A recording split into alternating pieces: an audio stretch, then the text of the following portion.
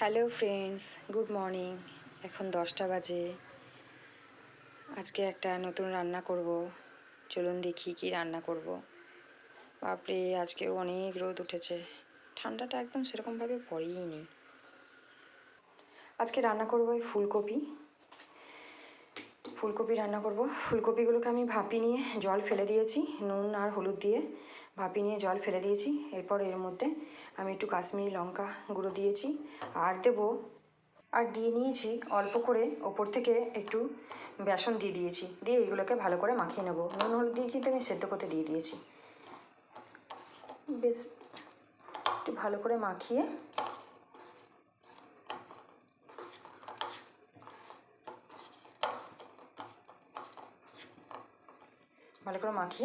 এই যে তেল বসিয়ে দিয়েছি, এর মধ্যে লাল লাল করে ভেজে নেব।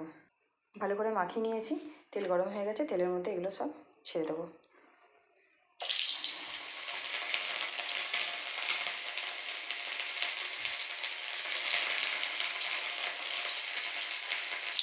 ভালো করে লালচে ব্রাউন হয়ে যাবে, দিয়ে তারপর এগুলোকে আমি আবার তুলে নেব। সুন্দর লালচে ব্রাউন হয়ে গেছে, এরপর ফুলকপিগুলো আমি কিন্তু তুলে নেব। এই যে খুব সুন্দর লালচে ব্রাউন হয়ে গেছে।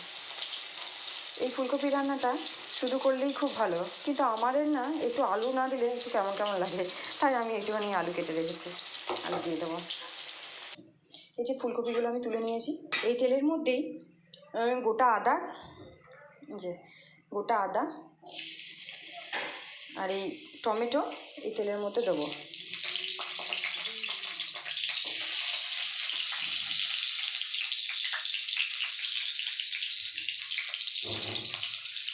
আর একটুখানি জিরে দিয়ে দেবো, দিয়ে এগুলোকে একটু নাড়াচাড়া করে নেবো।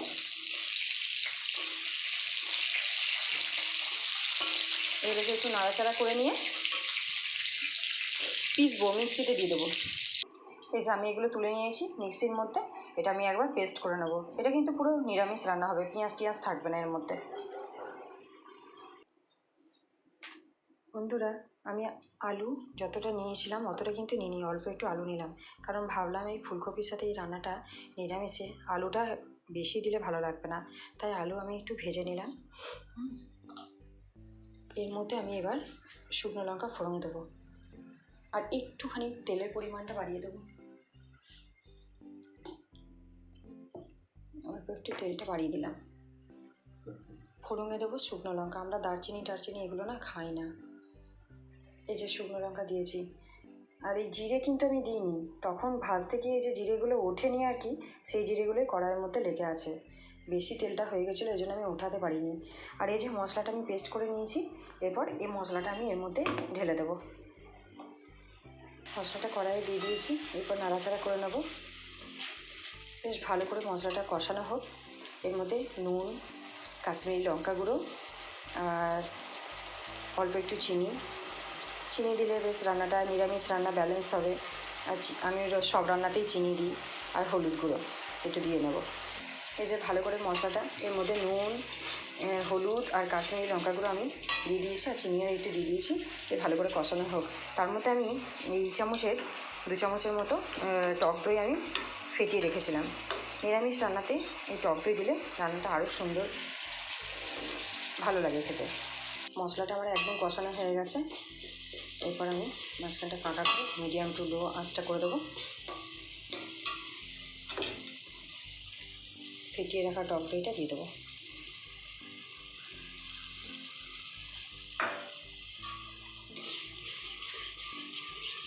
ভালো করে মিশিয়ে নেব।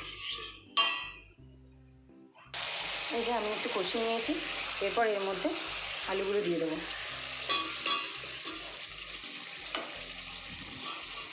আলুগুলো দিয়ে প্রথম আলুগুলো দেবো। ফুলকপিটা তো একদম মানে অনেকটাই হয়েই গেছে, ভেজেছি, তারপরে ওটাকে সেদ্ধ করে জল ফেলেছি।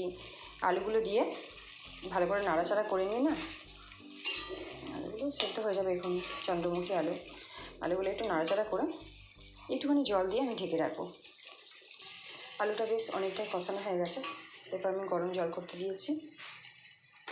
গরম জলের মধ্যে দিয়ে দেবো।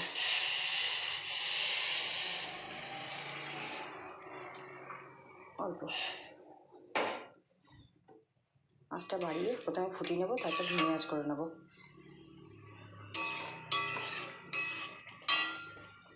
ঢাকা দিয়ে দেবো। বন্ধুরা, আলু আমার কিন্তু 80% সেদ্ধ হয়ে গেছে। এরপর আমি ভেজে রাখা ফুলকপিগুলো মধ্যে দিয়ে দেবো।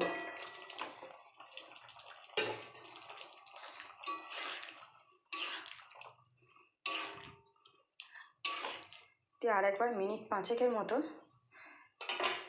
ঢাকা দিয়ে দেবো। ফুলকপি রান্না আমার কিন্তু একদম রেডি। খুব সুন্দর কালার এসেছে, খুব সুন্দর গ্রেভিটা এরকমই থাকবে। রুটি, পরোটা, ভাতের সাথে সবার সাথে খেতে পারবেন।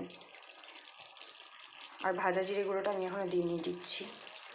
ভাজা জিরে গুঁড়ো আমি দিয়ে দিলাম। আর নিরামিষ রান্না, তাই একটুখানি ঘি দিলাম।